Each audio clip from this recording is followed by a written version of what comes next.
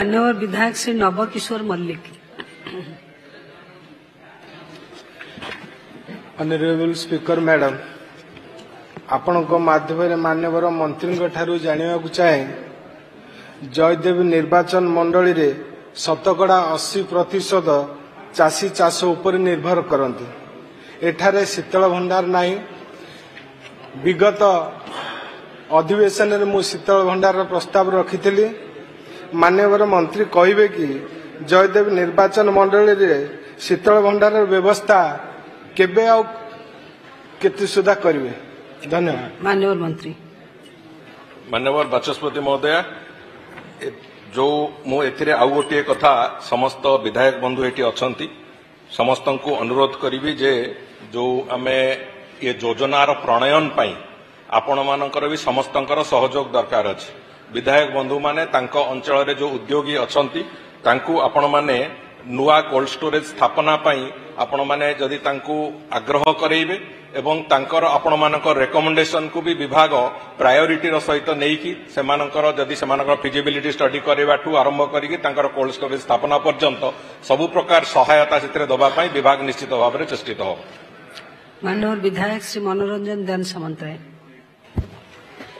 माननीय बाचस्पति महोदय, मु आपण जरिया राज्य सरकार ठारो जानिबाकु चाहूची जे मो निर्वाचन मंडली रे सरकारी एवं बेसरकारी भावे किछि कोल्ड स्टोरेज थिबार दृष्टि आसी नाही, किंतु आम अंचल रे वर्ष सारा पनीपरिया चाष होउची जो द्वारा चाषी माने बाध्य होय कि अभावी ताको कम दर रे बिकिबाकु बाध्य होउछथि।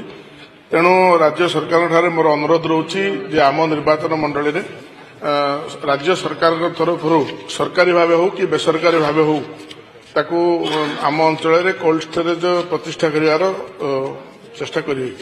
माननीय मंत्री।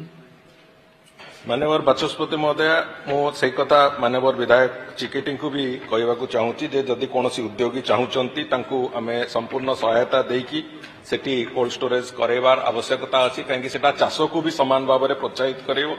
एवं आज आउ गोटे नुआ भाव नुआ टेक्नोलोजी रे जोटा आसुची एबे छोट छोट cold room solar cold room विभिन्न भाव राज्य सारा पाखापाखि 239 टी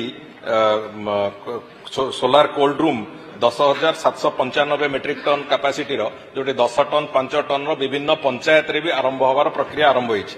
आज केउंझर जिले में अन्य जिला मानकरे व्यापक संख्या रही जोटे डीएमएफ अंबाड़ची अच्छी एवं अनेक जगार ओरेडा तरफ हो आपणकर नेशनल हॉर्टिकल्चर मिशन तरफ हो जो कोल्ड रूम गुड़िक छोट छोट होइथिबा कारणरू पंचायत स्तर रे भी तार उपयोग हो पारुछि एवं पंचायत स्तर रे चाषी माननकू प्रोत्साहित करई होछि से कथा करबा पई। सेतिरे जो सब्सिडी अछि ओरेडा से 55 टी चलित वर्ष करुच्ची जो कि 26टा सरी जाइए 29टा अंडर कंस्ट्रक्शन अच्छी।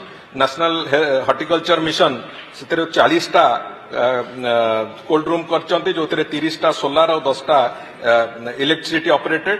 तेणुक ये गत 4 वर्ष भितर नेशनल हॉर्टिकल्चर मिशन 239 टी कोल्ड रूम करिसंती सामग्रिक भाव में ओडिशा भितर।